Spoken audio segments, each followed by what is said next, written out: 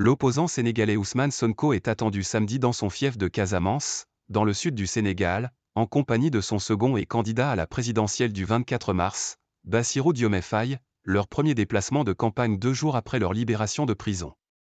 Messieurs Sonko et Faye ont été libérés jeudi soir après des mois de détention, en vertu d'une loi d'amnistie adoptée la semaine passée à l'instigation du président Macky Sall, qui ne se présente pas au scrutin présidentiel, après 2 mandats de 7 et 5 ans depuis 2012.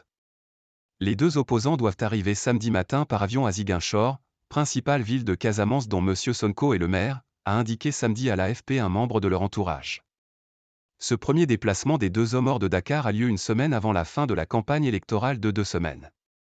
Celle-ci, entamée le 9 mars, a été écourtée d'un tiers en raison de la crise politique ayant suivi le report le 3 février de la présidentielle initialement prévue le 25 février par le président Sall. Le Conseil constitutionnel l'a ensuite contraint de fixer une nouvelle date pour un scrutin avant la fin de son mandat le 2 avril.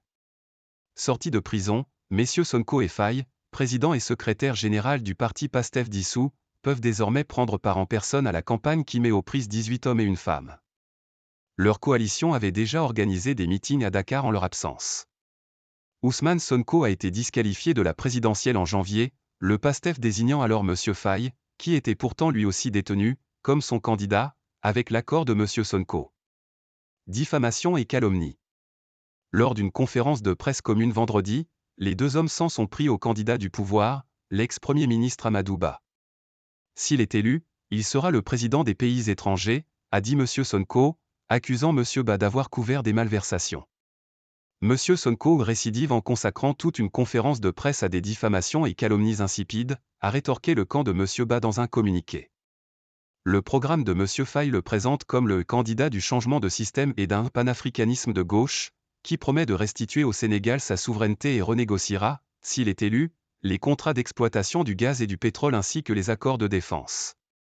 Cette plateforme décline les thèmes caractéristiques de M. Sonko, dont les diatribes contre la corruption, les élites, les multinationales et l'emprise économique et politique exercée selon lui par l'ancienne puissance coloniale française ont fait le succès du PASTEF. La mise en cause de M. Sonko par la justice, conjuguée aux tensions économiques et sociales et au flou longtemps maintenu par le président Sall sur un troisième mandat, a donné lieu entre 2021 et 2023 à différents épisodes d'émeutes, pillages et saccages. Le report in extremis de la présidentielle initialement prévue le 25 février a causé de nouveaux heurts. Des dizaines de personnes ont été tuées et des centaines arrêtées depuis 2021 au cours de troubles qui ont fortement ébranlé un pays considéré comme l'un des plus stables d'une Afrique de l'Ouest secoué par les coups de force. M. Sonko, 49 ans, a finalement été interpellé fin juillet 2023 et inculpé pour appel à l'insurrection et atteinte à la sûreté de l'État. Son parti a été dissous. M. Faye, 43 ans, était lui-même détenu depuis avril 2023, notamment poursuivi pour outrage à magistrat.